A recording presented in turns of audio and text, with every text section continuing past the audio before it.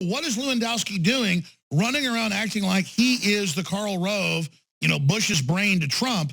Because I know that's not true. So what's going on with Lewandowski? Is this the Lewandowski campaign or the Trump campaign? Come on, answer my question. You'll never do it. Do it, Stone. I'm getting a little mad here. Is this okay? The Washington Post story that said that Corey Lewandowski will oversee the effort to choose the vice presidential nominee is false. The Washington Post's sources on that are incorrect. This was news to Donald Trump. Now, Donald Trump is smart enough to know that open discord in his campaign is not helpful. But it is very clear that some in the entourage are more interested in feathering their own nest. Some in the entourage are more interested in measuring the drapes in their White House office, while others who are consummate political professionals like Paul Manafort are keeping their head down, not playing the press game to try to burnish their own standing and their own image, but focusing on getting Donald J. Trump elected president. Exactly. I'm no rocket scientist, but half the time it's like Lewandowski is who we're talking about, and you never make it about Stone, or in fact, you tell me not to do that, and I get it.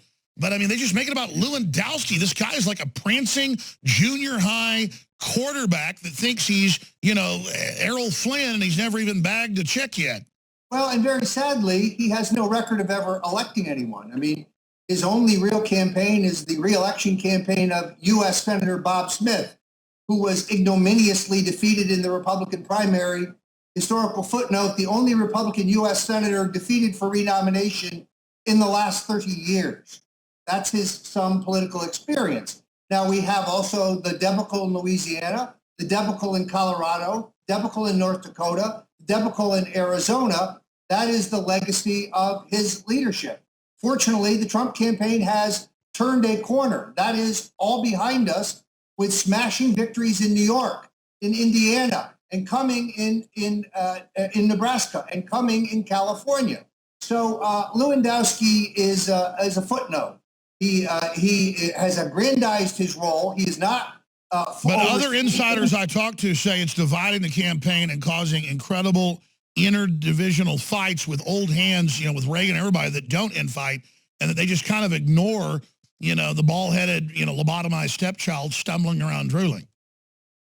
Well, I think the best way to put this is, in my historical experience, Alex, campaigns that are divided will lose.